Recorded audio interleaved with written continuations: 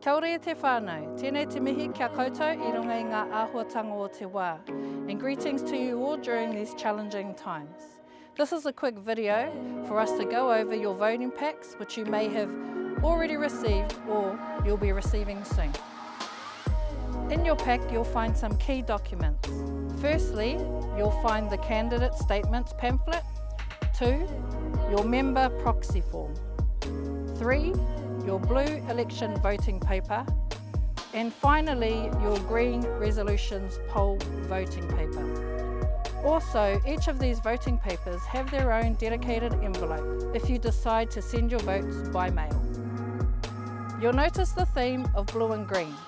This is to differentiate 1, elections, and 2, resolutions. Whānau, please remember that you have options when submitting your votes. With the elections, we have 2 options. 1 is online, or 2 via post. With the resolutions, we have 3 options. 1 online, 2 via post, or 3 in person at the Ngāti Whātua Ōrākei Trust AGM, COVID restrictions permitting.